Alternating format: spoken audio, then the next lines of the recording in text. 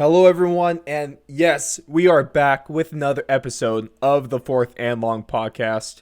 Of course, I'm your host, Ross Allen. I'm joined by co-host Jalen Johnson and Fourth and Long UFC correspondent and also just part-timer on the show, Blake Campbell. Fellas, how we doing tonight? I'm Doing doing good, good. doing good. Okay, it's about time. Every time Jalen gets quiet for just a millisecond, I get worried because his internet sucks. But we're going to keep this thing You suck. rolling. Okay. Suck it. Uh, we're going to start things off this week with, of course, our XFL Week 2 recap. If you guys might have noticed, or if you remember, during the NFL season, I give you my power rankings every week to start things off in our NFL recap. I only give my power rankings, have everyone else just agree or disagree with mine, but they'll probably agree because I'm just a genius and I'm always right. Yeah, let's go with that, I guess. You're damn right. We're Uh, going to go with that. Okay. no comment. Okay. Technically, that's a comment, so you contradict yourself. Okay. You contradicted yourself. I always contradict myself. That's nothing new. Here we go. Everyone, this is the inaugural Fourth and Long XFL Power Rankings. Are we all ready for this? Yep. Let's do this. Starting from bottom to top, we're going to go with the number 8 team in the league. That is the Tampa Bay Vipers. They have no offense. They have one touchdown on the season, 12 total points, and that touchdown was just a pick six. Okay, Ouch. so you're not really going to be out of the basement unless you score an offensive touchdown, and that's kind of how it goes. I think that's a fair judgment. The funny part is, though, the Tampa Bay Vipers have the only two running backs with over 100 yards carrying. Yeah, once again, I don't get it. Okay, they are an enigma within themselves. Would you Next, say that yeah, the Tampa Bay Vipers are like the new Browns of the XFL? Browns. No, because I said the Browns are not like the Vipers because the Browns actually have a little bit of hope. Yeah, Vipers that's don't got true. that. Okay. Number 7 Yeah, on the at least they have list. some Oh, good yep. players. Oh man. Let's see. The Browns actually scored a offensive touchdown within 2 weeks. That's fair to say. Then That is fair. number 7 ranked team. I'm gonna have it. I was kind of deciding between a couple teams here, but I'm gonna have the LA Wildcats as the second worst team in the league. Sorry, Jalen. There's actually no bias in this. They're just not There's good. 100% bias. They're just not good. How is that bias? They're just not It good. was a really close game. Okay, it's a really close game in which they lost again. Okay, after getting damn near blown out in week 1, they go out and kind of blow it in week 2, and they have no run defense, and they have no offense. They already fired their defensive coordinator.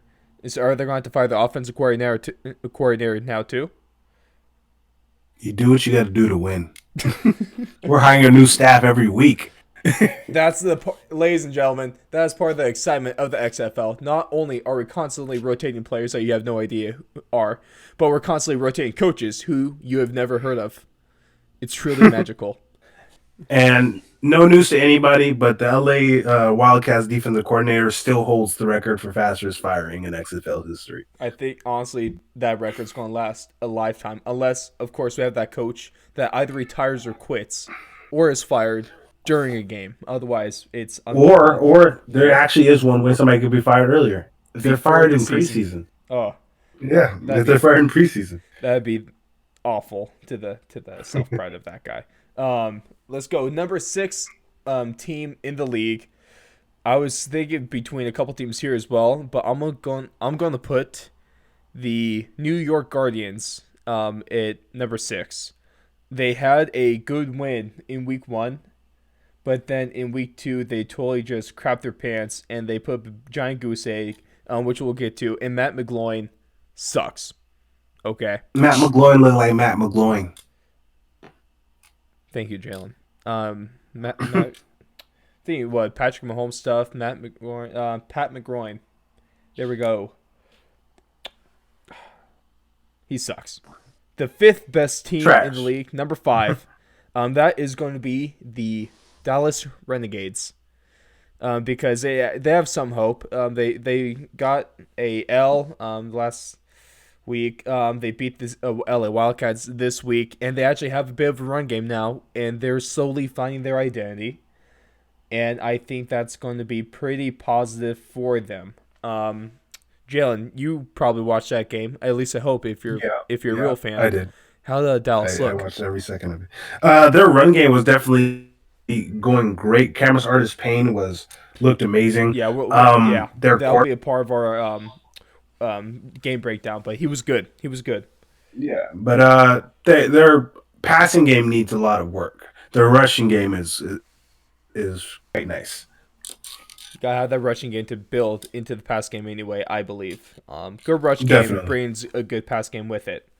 Let's see, the third best team is going to be the St. Louis Battlehawks. This is a team that has probably the third best quarterback in the league. Um, and they had a good win over the Renegades in week 1. They had a close loss to the Houston Roughnecks in week 2. And I think they're in prime for they could make a run in this thing, and we'll see in the coming weeks. If anything, I like their quarterback. Ta'amu looks real nice back there. He's a big guy. He's young. He's not afraid to take So was shots. he The like only bad, 22?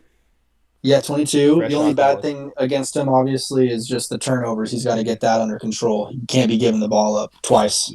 The No. throwing Samoan is what they call him right now. Ooh, I like that. Oh, I haven't really? heard that I one, like but that's that. a good one. Yeah, the throwing Samoan. Let's That's a see. good one. I like it. I believe he's better than Marcus Mariota currently. Oh yeah, let's not do that. Let's not. Okay, let's not go into that yet. Not yet. We Not will though. yet. Of course we will. We have to. The second Yeah. best team, honestly, it was kind of hard for me to choose between one and two, without signing at least a little biased. But I end up going the second best team in the league is the Houston Roughnecks. Their offense is top in the league, but I think their defense still needs some work. And it's because the number one team in the league, the DC Defenders, have a good offense, but they also have a rock solid defense. And I think that's what puts them over the edge and kind of gives them the little bump in this power rankings. Oh yeah, most definitely. Having a good offense and a good defense kind of just completes the team.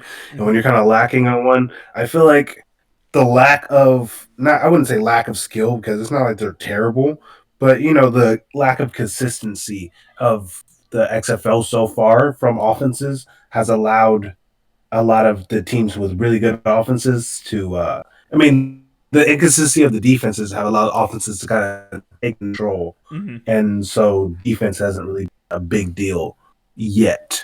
I think the longer this goes, the more you're gonna have to be a You're going to have to be a complete team. I totally agree with you on that one. Let's see, so there is the inaugural power rankings for the XFL from the fourth and long crew.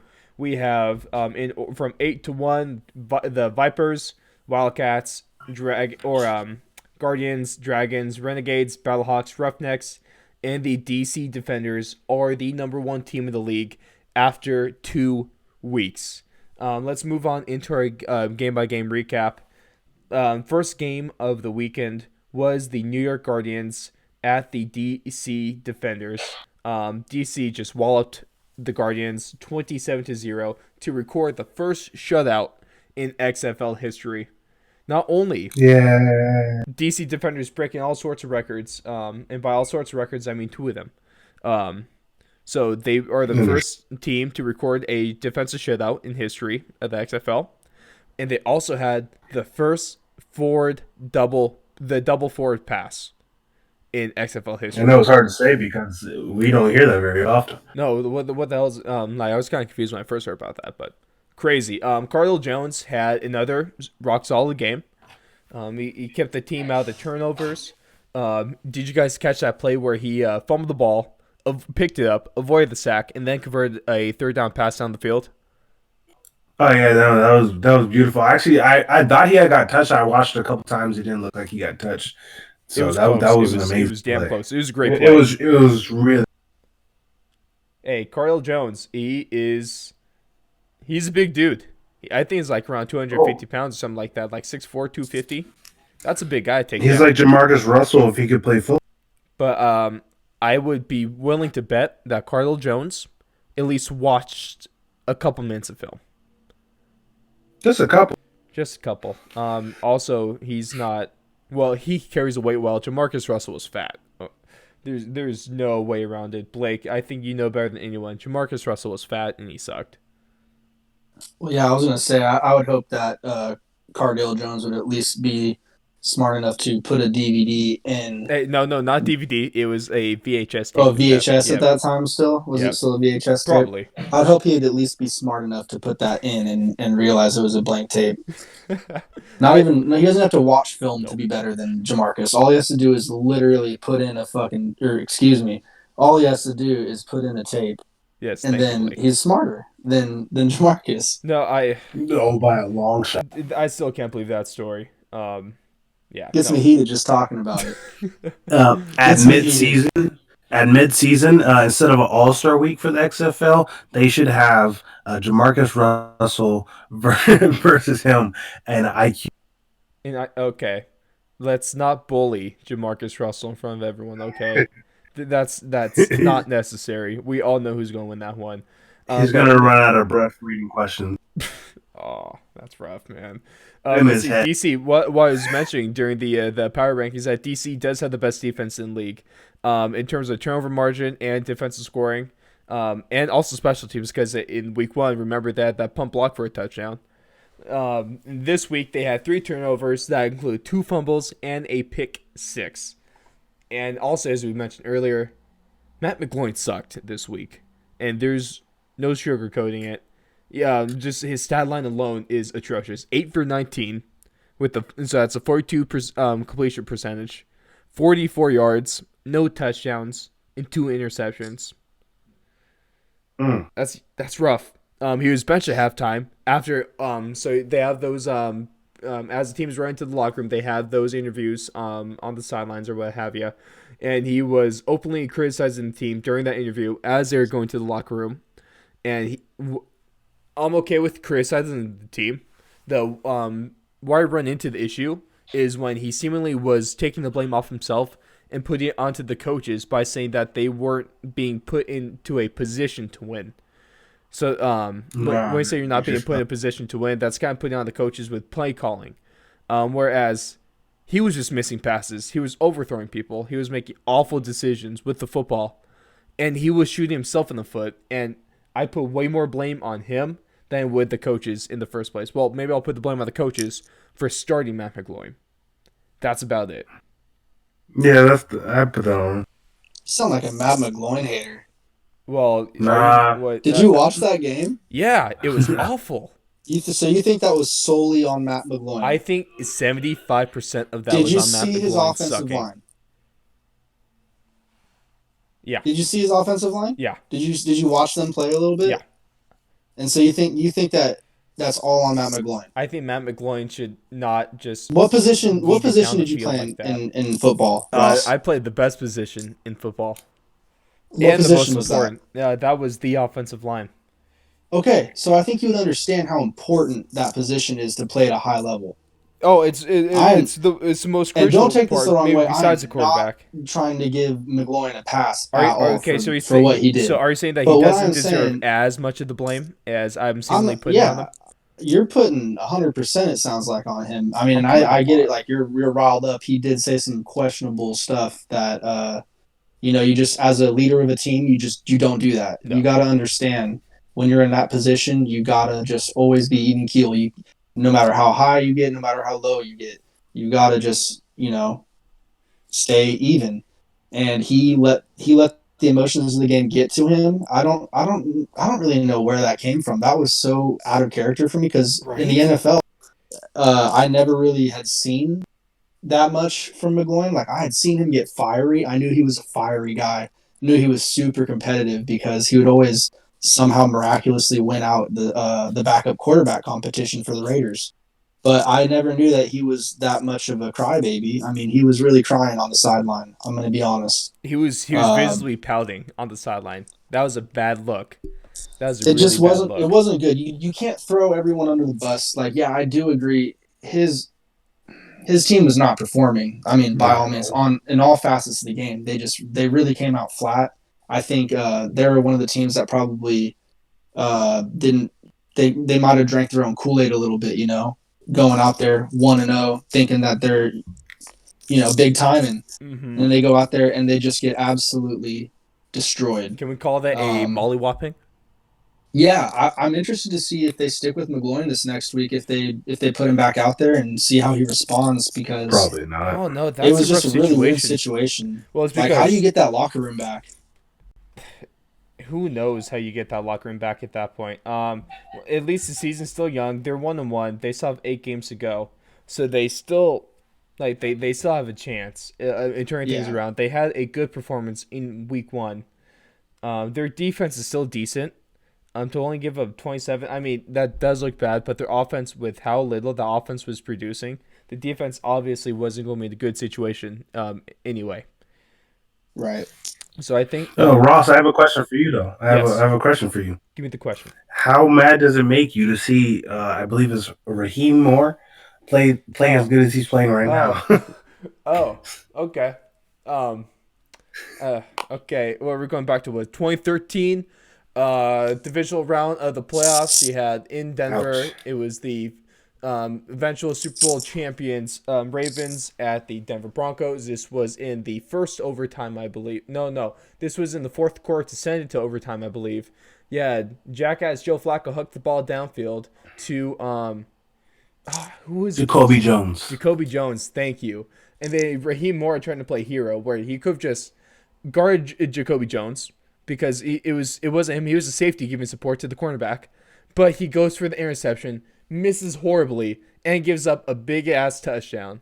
And Raheem Moore, I have not forgiven you. I will openly badmouth you because you cost the Broncos. I'd say the Broncos, if they beat the Ravens, they would have won that Super Bowl. They would have Probably. won that Super Bowl. To And Raheem anybody Moore took it away who from us. I hasn't remember seen that going, play, go watch it, please. anybody It's who hasn't seen heartbreaking. that play, It's awful. just no. This is a play-by-play. I got it. I got it. I got it.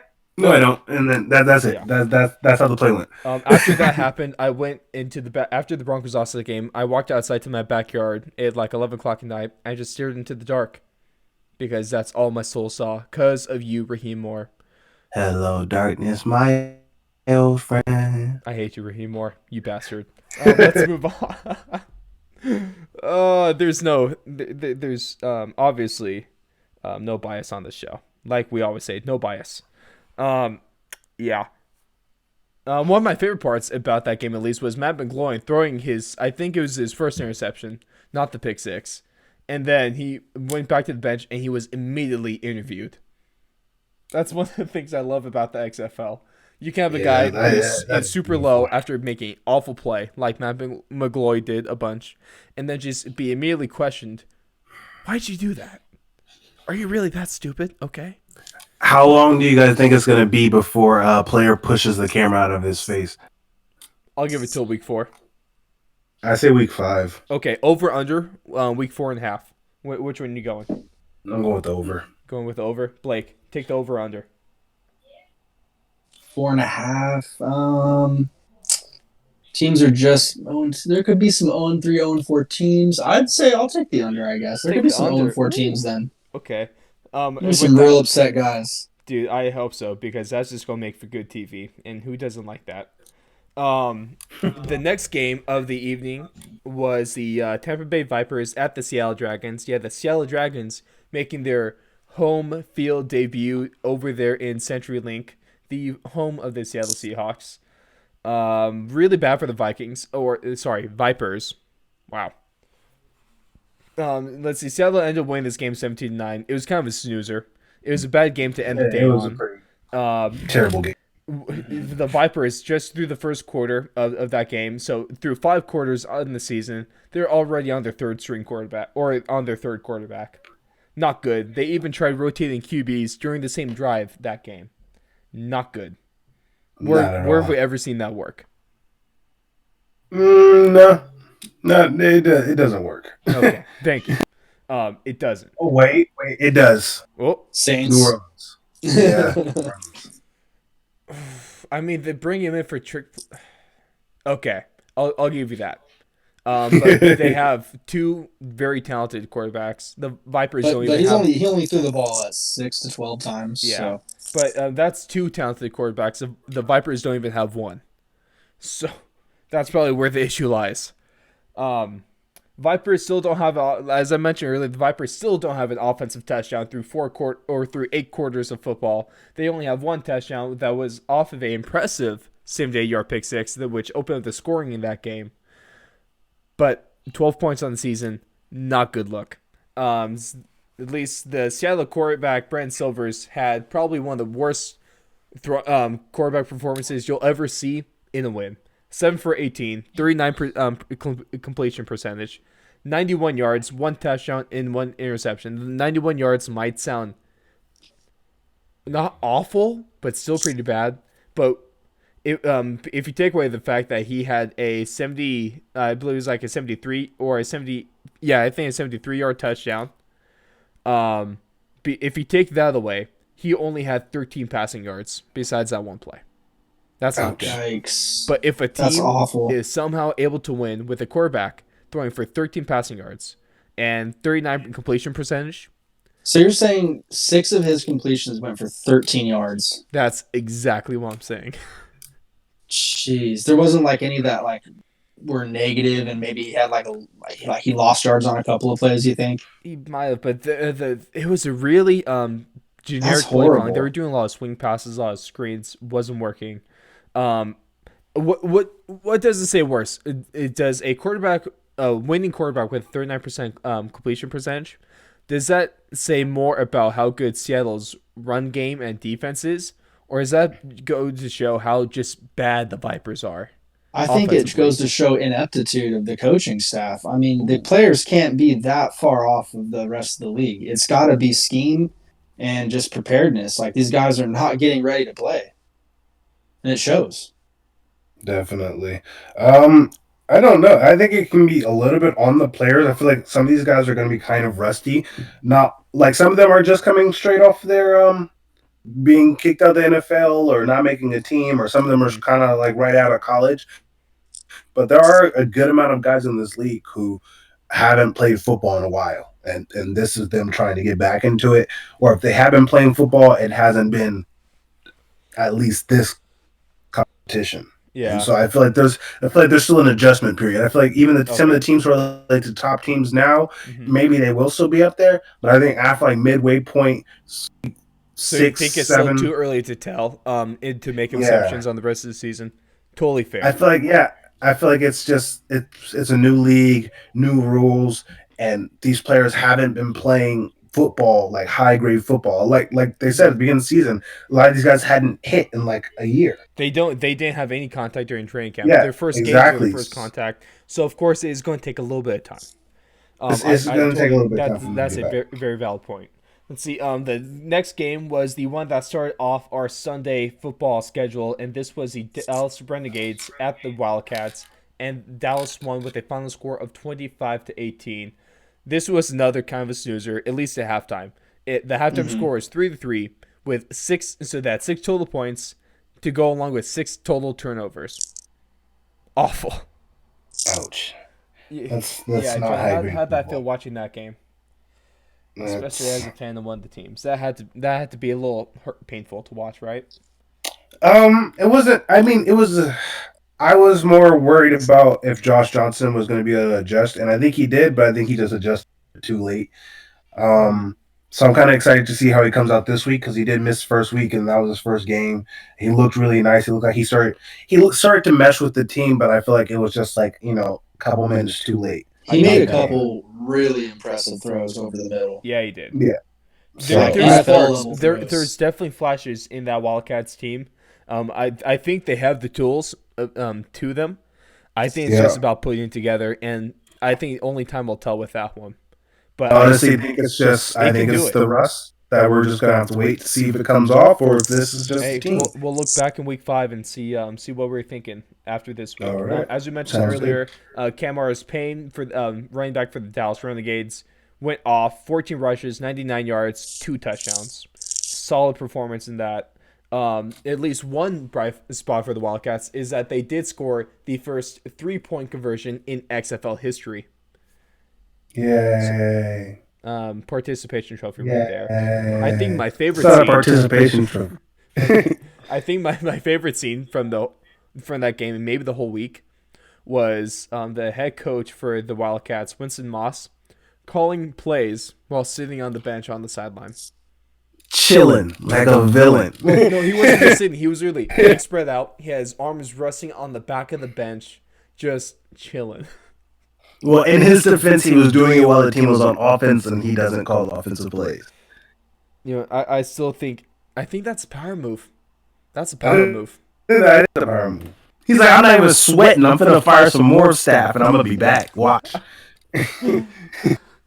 Oh man, we'll see if they get some continuity soon. The last game of the week and the nightcap of that Sunday slate of action was the St. Louis Battlehawks at the Houston Roughnecks. Roughnecks holding on in late in this game to win 28-24. I think, not even being biased, I think this was the best game of the weekend in terms of the excitement and the back and forthness and the offensive firepower that each team brought to the table. I had the most fun watching this game than I did in the other game. Oh yeah, definitely. Especially when I have two quarterbacks to ball out like that. PJ Walker, I think he's still the front. He's definitely still the front runner for the MVP for the XFL. PJ Walker, 20 for 31, 170 yards, 3 touchdowns to no interceptions. While over on the other side, Jordan Tamau, 30 for 37, 284 yards. Sorry, thank you, Teamu. I apologize. That's why I have you guys on the show to keep me in check. That's the only reason we're here. Literally the only reason. That's the only thing you provide. 3 touchdowns to 2 interceptions. What really impressed me was Teamu with a 81% completion percentage. That's remarkable. Anytime you're above anytime you're above 70, honestly, that's a really good. Okay, we don't need that. I'm glad you guys don't have to see our live notes during the show, because Jalen's being a little bit of a butt. But 81%.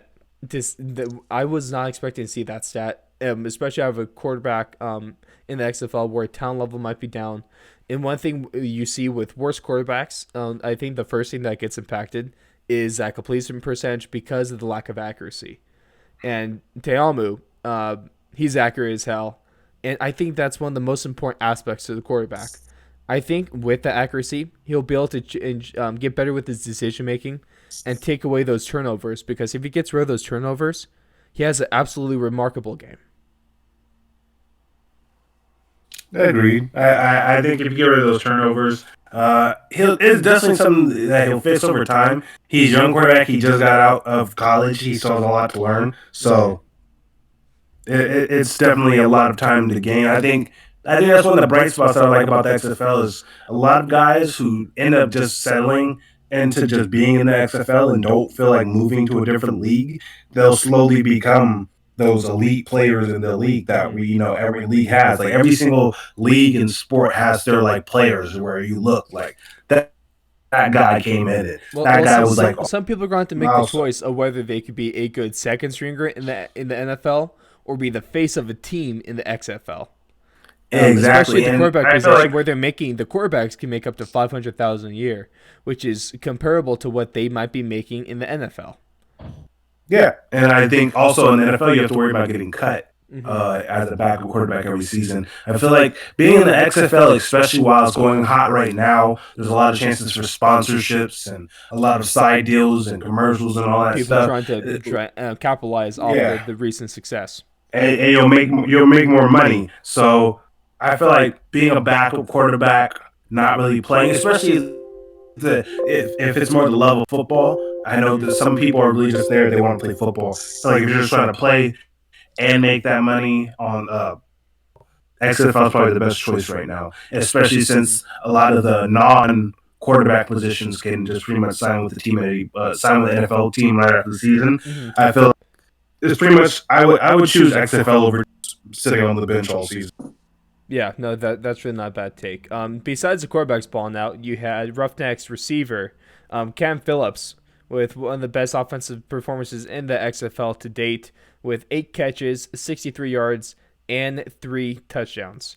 One of my favorite stats about this is PJ Walker now has 7 total touchdowns, and that's as many as the DC Defenders have. And the DC Defenders have the most touchdowns in the league besides Houston.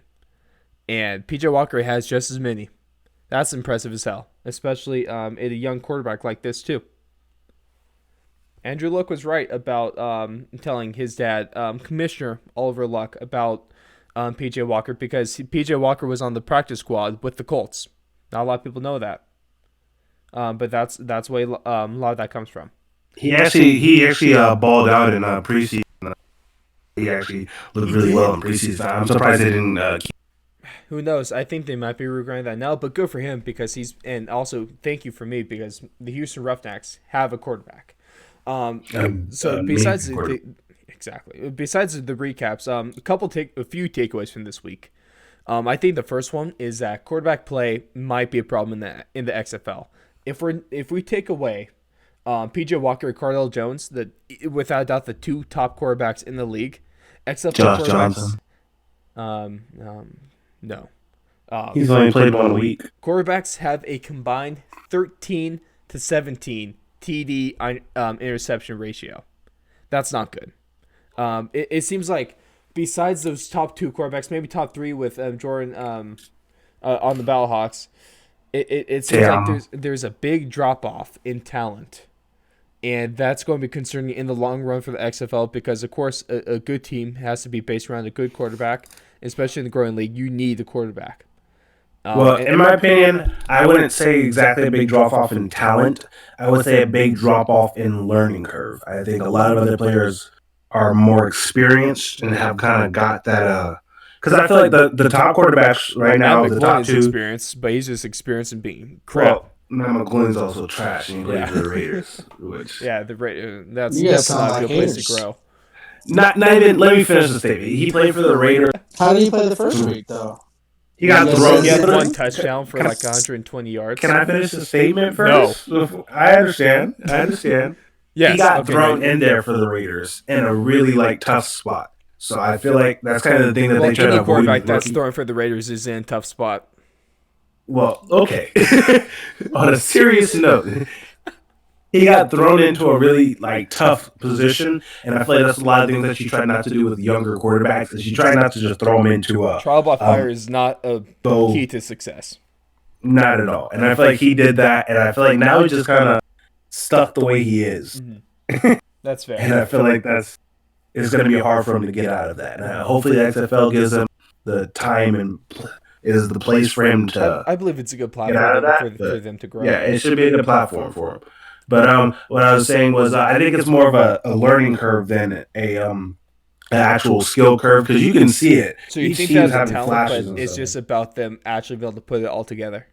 Yeah, I feel like there's not really anybody. Well, I wouldn't say anybody in the league, but a good majority of people who aren't playing too well right now, I feel like either they just haven't gotten the experience of pro football. Like the top 3 quarterbacks right now, one's just a young guy right out of college who I think honestly should have been drafted and should be on an NFL roster at least as a backup just to develop, and Jordan Teamu. Okay. I think PJ Walker could have easily made the team as a backup quarterback. I think he also had preseason play and played in the NFL. Obviously, he hasn't started a game in the NFL, but being on that NFL roster, and Cardell Jones, who's also on NFL rosters. Cardell Jones, who's undefeated in his ever since he graduated high school, he's been undefeated because as a starting quarterback, because he had that one season where he started 11 games with the Ohio State Buckeyes, and that's when they won the national championship, the inaugural one over Alabama, and now he's 2-0 in the XFL. So he's doing pretty good post high school.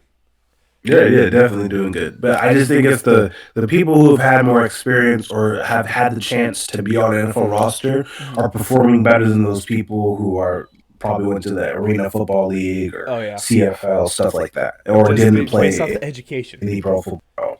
That's Yeah. a very valid point. Another thing, attendance took a dip. It declined around 12%. TV ratings dropped by about, was it Blake, like 100,000 viewers? No, actually, it was almost. Let me see. At least on a couple shows. But the attendance at least declined around 12% around the league. But the Dragons were able to have the highest attendance total in their first home game. They're breaking the record set by the Houston Roughnecks. Around 29,000. The Dragons were able to fill around 30,000 people into that stadium. So that's pretty, all things being considered, that's pretty impressive. To have that many Just for fans. those TV numbers, so for week one, the ESPN feature on Saturday, it brought in 3.3 million viewers. Okay. Uh, Fast forward to this last weekend, it drew 2.5 million, so So almost around, a million dip in viewers. yeah. The Sunday was actually way less of a dip. It only decreased by 103,000 viewers, Mm-hmm. so about 4.12%. However, reports out there are saying that it's probably due to the fact that it was televised by ABC this time instead of ESPN. So usually, broadcast TV generates a higher audience than cable. So that's what they're Yeah. crediting that to. Also, I think it might have something to do with the fact that it also was NBA All Star Weekend, and I feel like a lot of people weren't thinking about the XFL. No, That no offense to Saturday the also XFL. makes sense too because of the dunk contest and skills competition and such. And UFC fights this weekend, and there were boxing matches this weekend. I feel like there was just like a lot going on. So we'll and see next XFL weekend, right? Like what if Oh, that really means anything. I feel like yeah, it will because the Wilder versus Fury fights coming up this weekend. So if there's a dip on Saturday, we obviously know why there was a dip. But also, I think there's a chance that could boost it. My opinion, it might boost it actually because It'll be fine because it's not going to be anywhere near the time that exactly. the fights are going to be going. So it's going to give people a I good feel lead up like to the fights. yeah, I feel like people are going to watch more this week than they did because of the fact that people are going to be getting ready for the fight. They're going to be watching something. People might come over early and they want something to watch. XFL is a good thing to turn on. Yeah. Just have play in the background, even if you're not fully paying attention to the game. Just have it on, watch a couple plays. I feel like the numbers might actually go up this weekend. Hey, that's very fair. I guess only time will tell. Last point I want to make from this week is that, of course, we have the obvious contenders. The best team of the East, the DC Defenders. Best team of the West, the Houston Roughnecks. Arguably, you can make same arguments for either team to be the best team in the league. But I think the third team that should really be up there with them is going to be the St. Louis Battlehawks. Based off they're 1-1, so they're still obviously up there. It's only been 2 weeks, but they had a good game against the Renegades, and they put on a solid performance against the Houston Roughnecks. And with a guy like with a quarterback like Jordan Ta'amu, I think, and they have a decent defense as well. I think they could be that third team for the time being. Definitely. That's one to watch out for. But with that is our XFL coverage from this show. Blake, you're telling me you want to talk about UFC Rio Rancho. A couple big things went down over this past Saturday. Big implications, which we'll get to in a second. But there are a couple DQs. You want to walk us through those? Yeah. So there were two DQs on the main card. The first one that took place was between Brock Weaver and Kazula Vargas. This one was the one that really bothered me during the night. I really didn't like how Vargas, he kind of had Weaver up against the cage. He was doing pretty well. He was probably dominating the fight, you could say. But I mean, it's still first round, you know. Nothing's decided in the first round unless you finish him. He had him in a compromising position for sure. He was kind of like on top of him and pushing him against the cage. Goes and squares him up. Goes ahead and tries to throw a knee. It looks like towards the body. You know how a lot of fighters, it's really popular to try and throw a knee to a grounded opponent, but to their body. You know, like maybe their chest, stomach, something like that. This one, he goes. You could see. I could probably see he's going for probably like a shoulder area, chest area look, but he just clips him right on the lower chin, and dude just goes out, man. You can't do And that. and the referee did the right thing coming in right there and calling it off. But it was a really gnarly one to watch. I mean, the guy, you got to know in the heat of battle, like you got to know what you can and cannot do if you're a prize fighter. You know, like you're getting paid to fight within a range of rules. And I just thought that he really I can't remember which fighter it was, but someone was out. I think it was Ally Quinta. He was saying that should be charged as assault. You know, like that's some that's unacceptable. You know, there's no place for that I can in see his this. point in that. You know, there's just no place for that in this Mm-hmm. competition. I But think that the first second one was one, worse than the second one, to be honest. Oh, Yeah, yeah. the first Weaver actually said that he doesn't in his book he doesn't count that as a win, and they should run it back because he said where he's from nothing's illegal, and he's not going to take that as a win. Hey, at least we can see some bad blood dude, between he them. was shaking his head the whole time, right to the lead up of the decision. I was like, man, this guy's a freaking crazy. You won. You know that, right? You won. Right? And just as the fighting mentality of being around fighters, I haven't had to fight yet, but just being around fighters, you can always tell is no one wants to win like that. Right. It's just not a even if it's like a tough fight and it was a fight you kind of start not knew you were gonna lose, but you know you gotta get that feeling when you're losing It's a almost better fight. to lose a close fight than it is to win by DQ. Yeah, it's just you always know you have something to work on, but when it happens like that, it's like you don't know if it was going to turn around, if you saw a more game plan you wanted to try. So it's a terrible way to win. No one's gonna be excited over getting knocked out by an illegal thing Well, and yeah, then it's not say, like it "Oh, helps I out his won." career either. You know, It doesn't help him out. It's not going to get him a But better opponent. Exactly. no, because now he's not gonna be able to fight again because he's most likely going to go on medical suspension for a bit from that knockout. So He's not going to be able to fight. This He is has to not go. good. It is a whole. It's bad. No, It's bad. because he's Besides the not extra gonna go- number that gets added to the win column of his record, everything else is pretty much like Everything taking a else. loss. He's going to be out longer. He has to go through a whole nother camp, and then he's got to fight again. And if he has to fight the same guy, and then he ends up losing to the guy, that looks even worse. That's bad. Because they're pretty much just going to count as. Exactly. Blake, that next illegal knee wasn't as bad, but it was still bad enough to draw the DQ.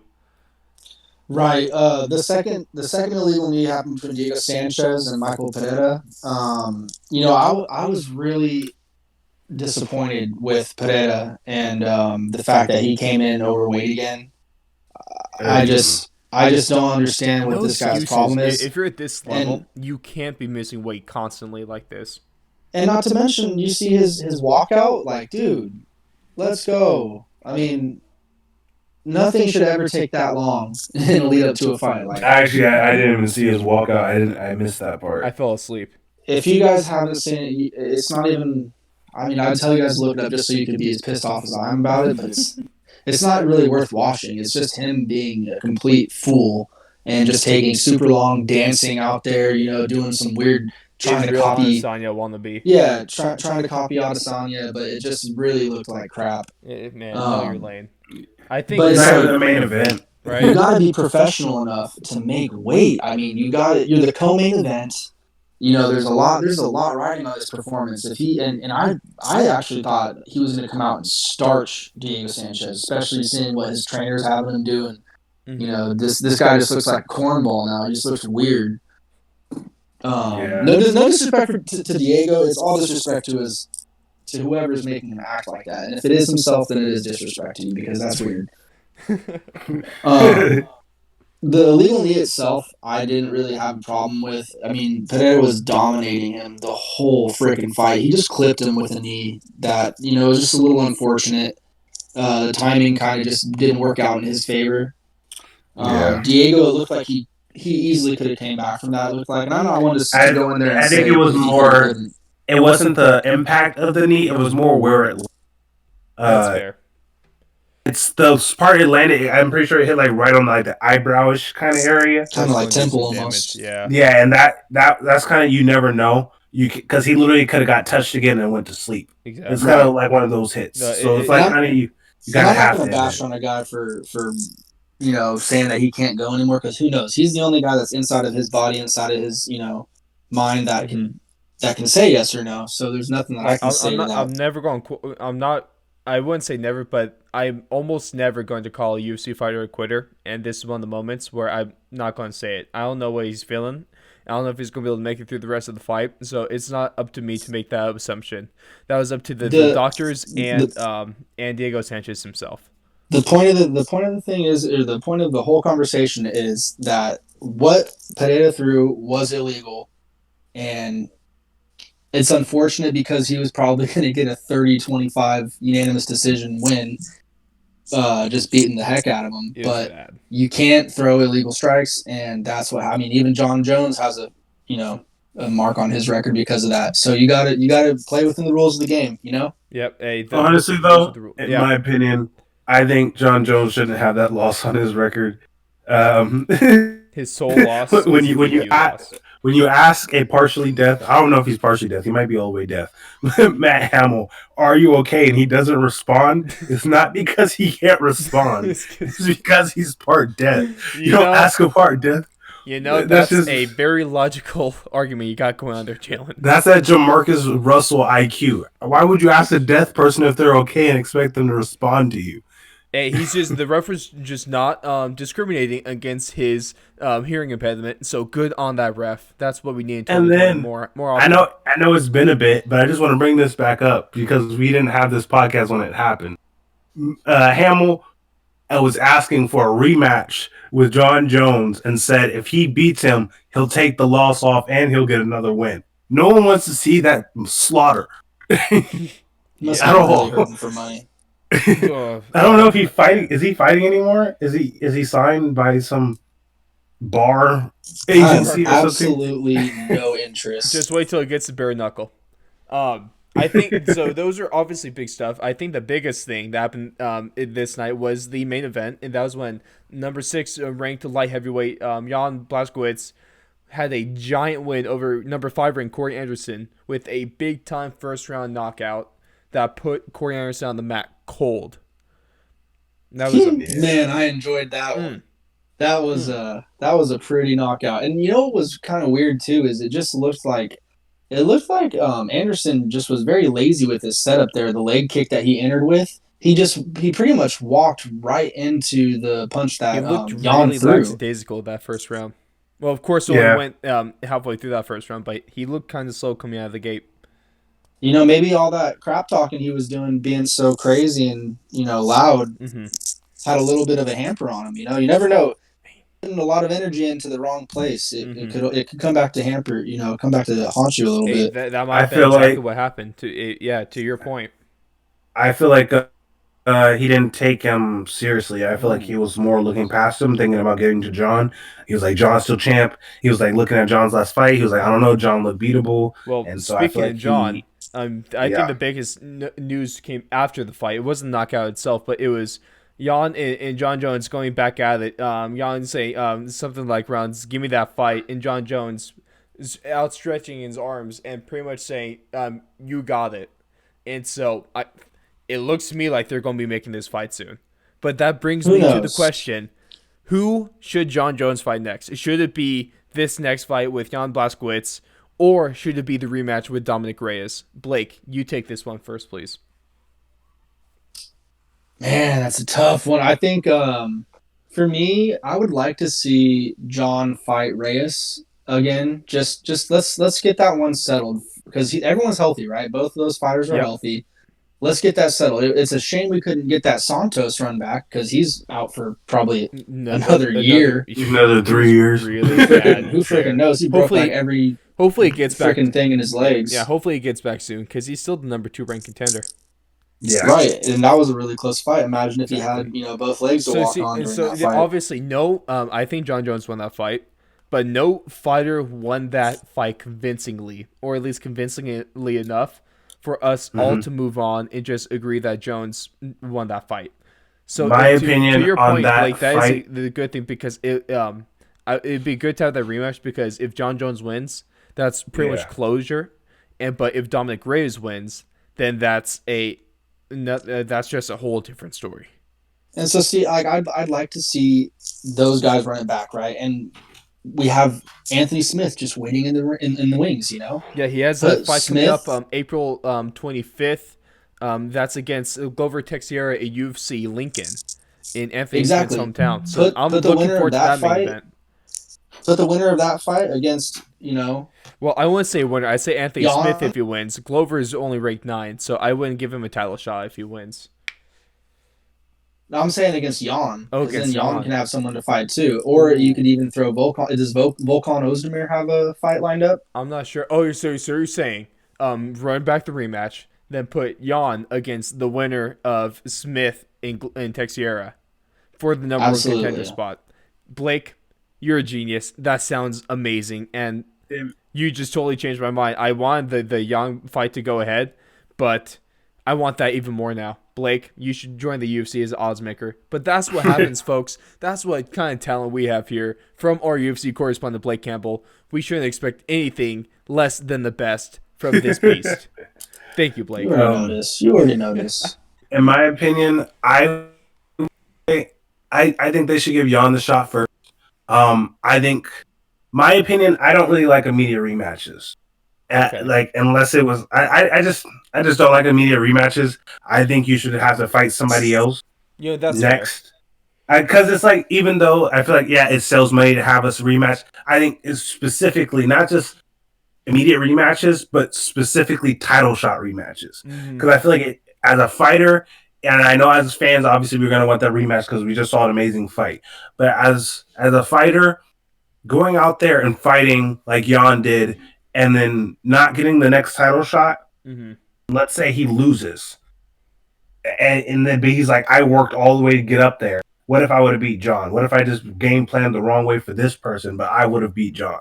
I feel like when you keep letting the same person fight over and over again, you're giving them a better shot, obviously, to win because they just got their game plan. They just fought them recently. They can go in there again. I feel like also it puts the champion at a worse disadvantage, but also like it's like fighting the same person, but at the same time, it's like as a champion, everyone has a lot to watch on you. That's as a challenger, you don't have that much. So when you allow people to just have immediate rematches, I feel like a lot of the time, not a lot of the time, but well, a lot of the time that the challenger ends up winning an immediate rematch is because the fact that they had more to watch and they just happen to be the better person on that day. I don't think they end up being the better fighter most of the time. Okay. I think they end up getting that advantage. And so that's why I like it to switch it up to another person. Yeah, so do you want to know how the UFC sees things, though? Money. In the form of dollar signs. Yeah. And so you got to look at it this way. There is no way in hell that Jan is ever going to sell more than Dom versus Jon, because we saw that. That's the point. That's the biggest point. Most wanted fight right now is that rematch. I would tell you that confidently. The bulk of the people in the MMA community want to see that fight get ran back. People just want to see that's not true. That's everyone's craving a decisive victory for either fighter. And to a point that I remember talking about this on the recap show, I cannot remember an immediate which you guys should all go check out, of course, please. Absolutely. I cannot remember an immediate rematch for a challenger off the top of my head. I mean, it's got to be few and far between. No. So that would already be interesting on its own. Exactly. Jan, just remember, last year, Jan was knocked out cold by Thiago Santos. Not trying to rain on dude's parade, but he's on a 3-fight win streak. Very impressive, right? But let's take a look at who he's beat, right? Knockouts. He's beat Luke Rockhold, 185er. He's beat Ronaldo Souza, 185er. He got knocked out by Thiago Santos, 185er. 2020, he fights Corey Anderson. That's his really impressive win right now, right? To date, that and his Luke Rockhold win, but 185er. So, I mean, I would like to see him get one more legit fight. Fight a Volkan Ozdemir. Fight a Anthony Smith. Fight somebody up there, one more guy. A legit fighter in that light heavyweight division. I would love to see those guys. He looked bad. Honestly, though, when Anthony Smith had his fight against Jon Jones, because Jon Jones makes almost everyone look bad. But Anthony Smith, I think people sleep on him, to be honest. He's the one that retired Alexander Gustafsson.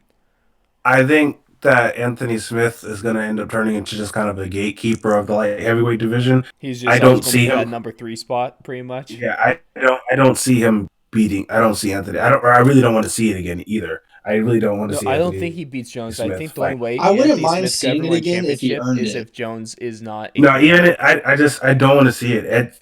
It like that fight just didn't look like. I didn't even see like a flash of like, yeah, Jon Jones makes people look bad, but usually at the beginning of fights, that's when Jon kind of like tries to figure you out, and that's when people look the best Well, against Jon.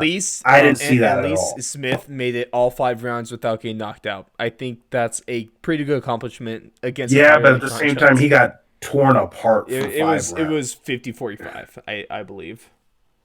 Yeah, I don't. That was just he got It destroyed. was I brutal. didn't see any time in the fight where I was Mhm. like, Anthony Smith Let's might see. have this. Between on this show, Blake really had the great to recap. Blake, he wants the rematch to be done. Then have Jan Blazkowicz fight the winner between Anthony Smith and Glover Teixeira for the number one contender spot, and that sounds amazing to me. Jalen, you don't want the rematch. You rather the Blazkowicz fight. Move ahead with that one. Both Mm-hmm. totally fair points. Next thing I want to talk about on the show. We don't like Riz- people just agreeing all over the place on here. Not, That's weird. yeah. You got to have some conflict, you know. We did have yeah. conflict because Blake, the Raiders suck. Before we move to football, though, can we just talk real quick about the Fury versus Wilder fight happening this week? Sure. Yeah, no, that is amazing rematch. I'm not really a big fan of boxing because of the judges. You know, the fights have been kind of Boxing, iffy for judging and like the boxing is last way couple of worse than years. Not just the judging in judges, but MMA. the promotions. Yeah, The promotions too. it's way more rigged. But this fight is both men have a legit claim to saying they won that last fight. Wilder could easily say that they gave Fury way too much time to get up. Mm-hmm. Fury could easily say he won more rounds. Mm-hmm. Mm-hmm. And I Okay, Jalen, give me your honestly, prediction on this fight then. What's it going to be? Who's winning? honestly, I don't. If it goes long again, I just don't see. I don't I got see Fury all Wilder the not. way. I don't see Wilder not landing a big shot again. Mm-hmm. I just don't, and I don't think Fury gets up again if he takes another shot like that. If you want to be bold, I'm going Fury by knockout in one of the mid rounds. I think Fury schools him this time. Ooh. By decision or by knockout? I think he's going to go decision. I don't really see him getting a knockout. That's I mean, if he gets an, I think it'd be a TKO. It wouldn't be a knockout. Mm-hmm. You know. That's fair. Yeah, I see. Well, I see Wilder knocking him out in the middle round. Wilder has one hell of a. Yeah, that's the thing. Is it literally takes one. Like we say it's a lot. We say it's a lot about a lot of people. It only takes one shot. But Wilder is the literal definition Even of in one the heavyweight shot. division, it still only takes him one shot because It that literally- guy is strong as hell. Wilder can go 1 for 300 and win by knockout. In my honest opinion, he can go 1 for 300 punches. It's ridiculous. still win a Honestly, I've never been a big fan of boxing, but I am very excited for this fight on Saturday, and I'm for sure going to be watching it. And you guys, Oh, you didn't watch the KSI versus Logan Paul two you fights? bet your ass I didn't watch that fight because I hate both of them, and I hate anyone around them, and I hope they all die in fire. That's real Besides boxing. the point. That's real boxing right there. You didn't see the Real Jake boxing. Paul fight that just. Boy, they wore headgear. Get out of here. Okay. I hope they didn't. Antonio Brown. Actually, in the is he gonna second- fight Jake or Logan. No, he was supposed to fight Logan, but I don't think it's gonna happen. I wish it would though. But actually, in the second KSI versus Logan fight, they did not wear headgear. Oh wow. They both have professional records. So cool. KSI has a better professional record than Conor McGregor does. It was considered a pro fight. Yeah, oh, that's awful. Let's okay. I really want to move away from this now. Let's go to NFL. Let's cleanse our palate. Of course, we had the NBA All-Star Game and skills competition over the weekend. But on Monday, we had former Patriots player and big-time ESPN guy, Teddy Bruschi. He on Twitter, he added the NBA and asked the NBA to fix the Pro Bowl. So, Valid. I come to you with a couple ideas that we can use from the All-Star Game and relate that to the Pro Bowl. So, maybe we can have the Pro Bowl teams play to a certain score, like in the All-Star Game. In the fourth quarter, both teams played an untimed quarter to a certain score. What if we do something like that in the Pro 21. Bowl, where it's just in non-time, but there's a set score. I don't know how that will be determined. I haven't gone that far, but they just play until they get to that score. I feel like it's the 3 touchdowns would be perfect. The 21 points. I feel like we call it the 21 skunk. I feel like you have to score 21 do points like in the fourth best quarter. of 3. with that. You do that a best of three shootout. yeah, that's what I was thinking. Maybe like a shootout. Well, another thing I was thinking about is maybe win by have 2. like win That's by what I two, would do. of course. What's something like they in college overtimes, each offense takes over the ball at the opposing team's 25, and then they play until they score a touchdown or defense stops them. I don't like that. I feel like you would have to back it up farther than that. Okay. I feel like in the NFL, I feel like there's a lot of times where you're going to end up, and especially if the players are still, because we also have to say the NBA, the players took initiative and started going really hard in that fourth quarter. Maybe not We can't defensively, but guarantee offensively. that But we can't guarantee the NFL players don't start taking, because it's a Pro Bowl. We can't guarantee an NFL player won't take a chance on trying to take the interception just to win it, and they end up just getting the easy touchdown because they overjumped it or something like that. So I think it would have to be like, let's say 50-yard line, no field goal. Okay. Versus score 21 points or what if you like just take the team, put them on 25, say you have 4 plays to score a touchdown. Even then, I feel like 50 yards, 3 plays, 4 plays to get it. Would that be brutal? But I would watch that. But we score it like a hockey shootout. So it's you have 3 chances to get there, and then that's a red dot for that one. The XFL overtime rules, which sadly we haven't seen. I can't wait till we see an XFL overtime because I really want to see those rules put into place. I think we're gonna have one this week. Let's hope so. Another big thing that we really should have in the NFL, I'm kind of surprised they don't have it yet. One of the great things that the NBA does is they have the player draft. They have a team captain for both teams, then they televise the draft on live TV. Why does the NFL do this? So, of course, a few years ago, they did this for a couple seasons. They had former NFL legends take the head coaching spot, and then they take over draft duties. Like, I think the first matchup was Jerry Rice and Deion Sanders. Yes, Deion Sanders. That was the first pairing when they had those ugly like yellow, fluorescent green and orange uniforms. Just not good. But they had those guys serve as team captains and head coaches, and they would draft. Why don't we do a player draft like the NBA does? Do we have bona fide superstars? Like who would you say would lead like the Patrick Mahomes? It'd be quarterbacks. It'd be quarterbacks. Yeah, Patrick Mahomes on the AFC, then you have just Russell to make it a little bit more exciting. NFC.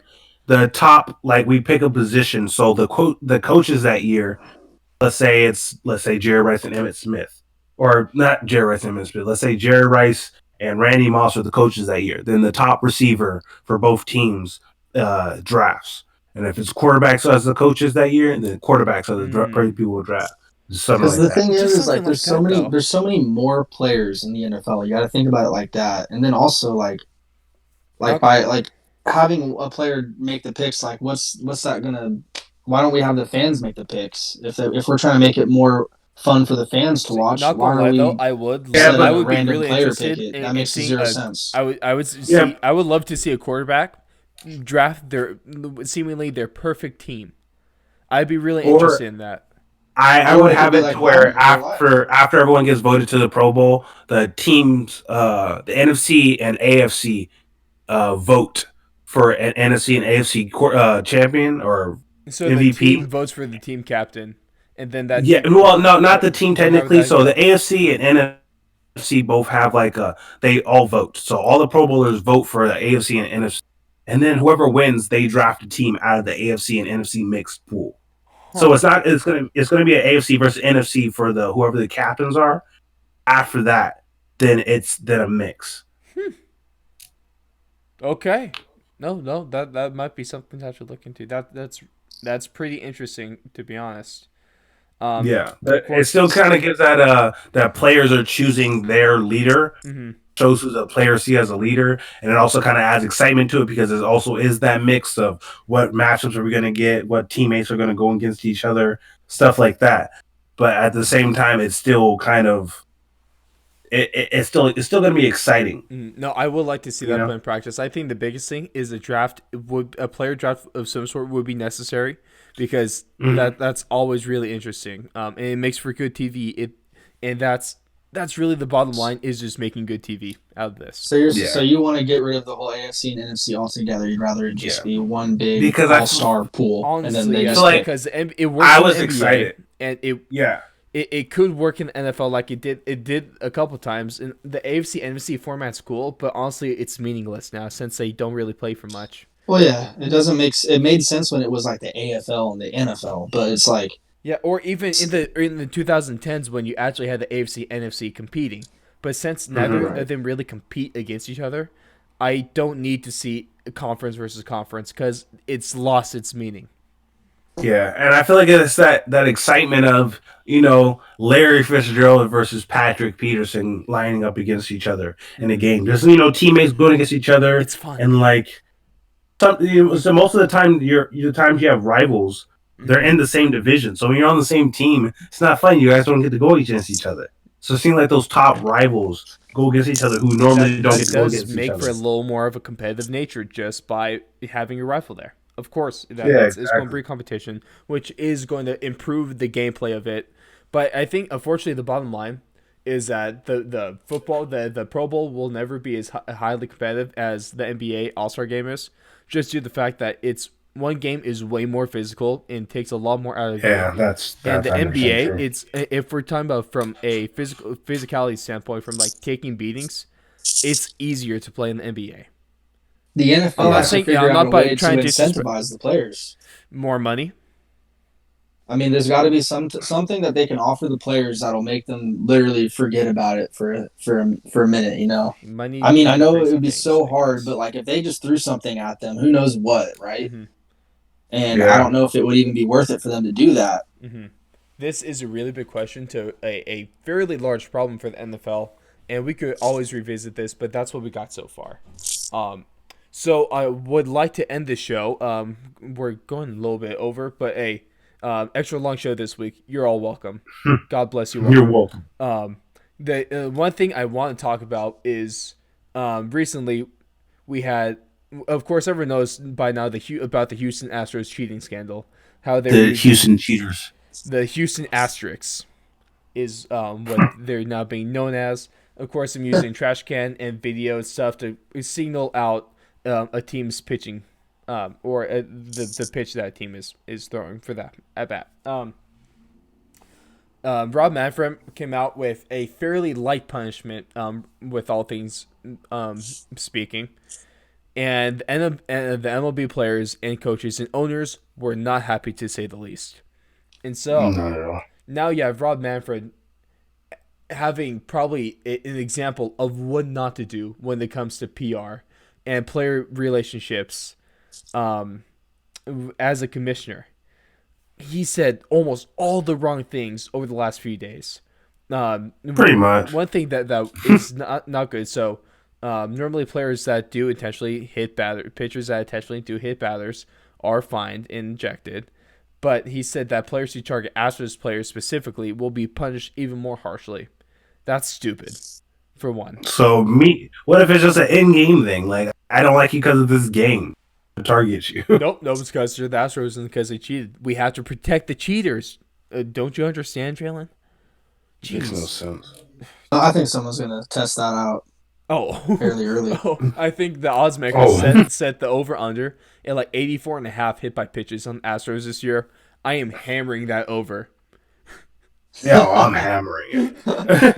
Give me the No, over. honestly, me just as a competitor, if I was a pitcher, first pitch of the game, I'm throwing the fastest fastball I can at his soul. Hey, I'm not okay, let's be real. I would like to see them get hit. No headshots because No that's just headshots. deadly. But if I want to see someone take a fastball right to the ribs, right where it hurts. Maybe if we really want to go far, put one on the kidney, on the back or something like that.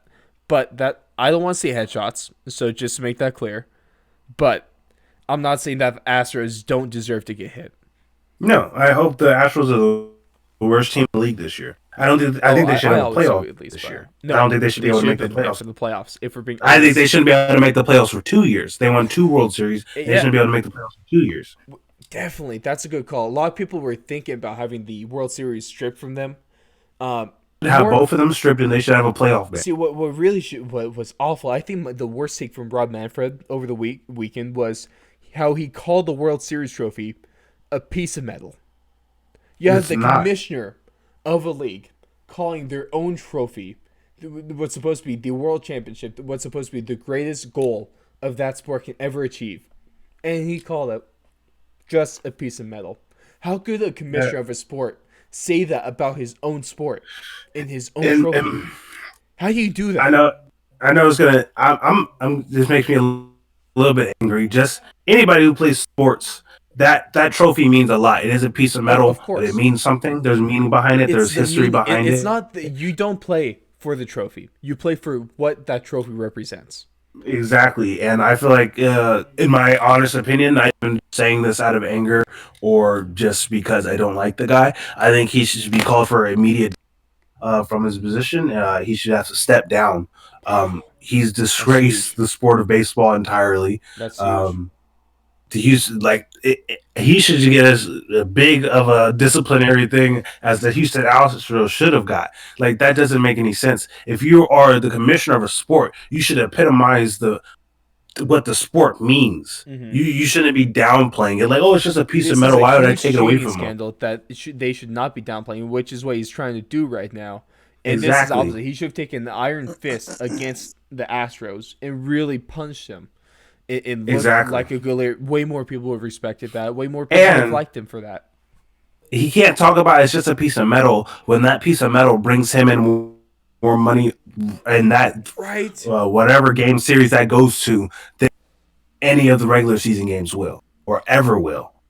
Like, to do that shows that you're in this just for the money. If you're going to be a commissioner of a sport, you need to love that sport. You need to be looking out for the future of that sport. You should not just be looking out for yourself. Hey, all I know is that really there is one person in the world happy by Rob Manfred's statements, and that is Roger Goodell, because Roger Goodell now has competition.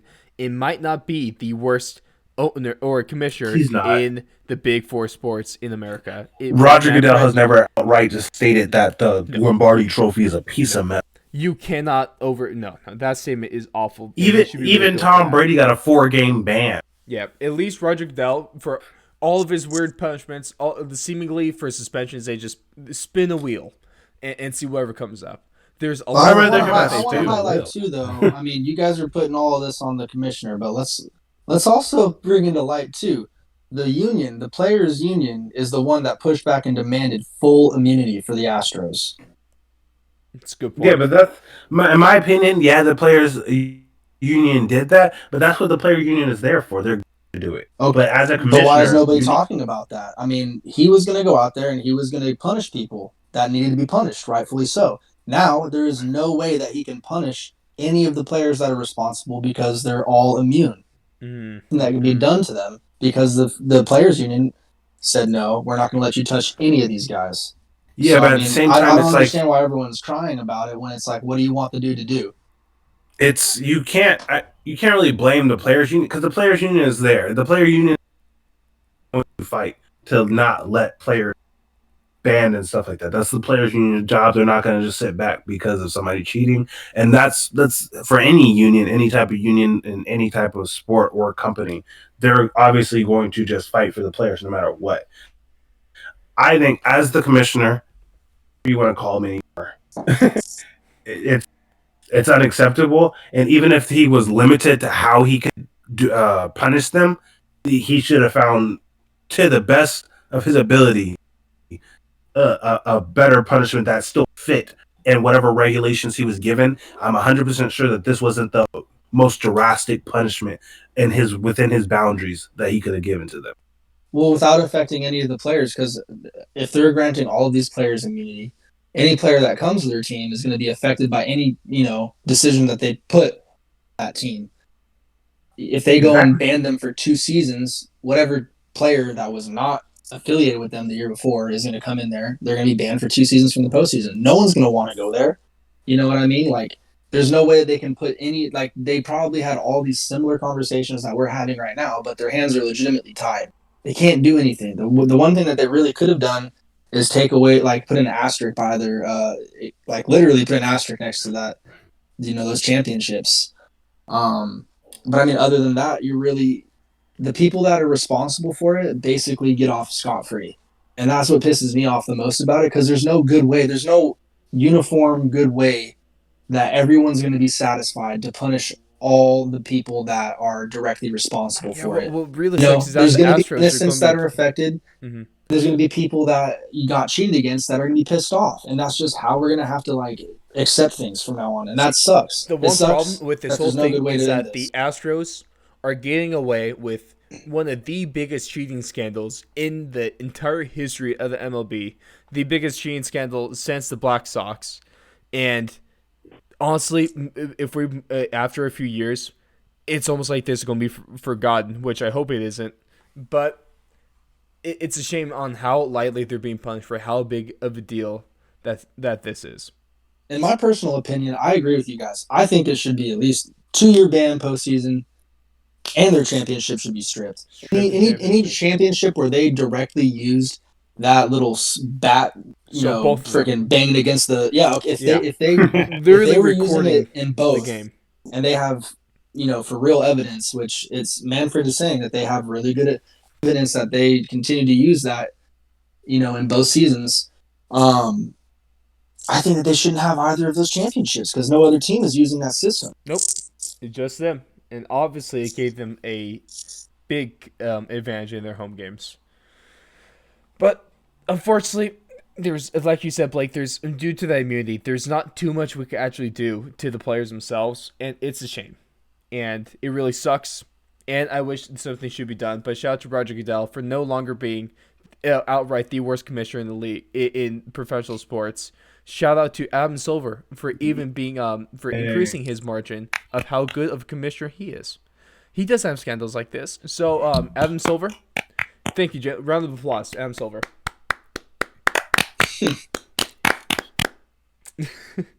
But with that being said, guys, thank you so much for joining us on this week's episode. We're going to wrap things up. Of course, you can probably listen to us on Spotify. If you're listening to us on YouTube, we got Spotify. Link will be in the description. I put them up on both just in case, depending on preferences. But thank you guys so much. Go check out that UFC, as we mentioned, the UFC 247 recap show, which is on the Spotify. Make sure to follow us on Twitter at Fourth Long Radio with the capital F, capital L, capital R. Catch all of our stuff there. Boys, thank you, Blake, and thank you, Jalen, so much for joining me this week.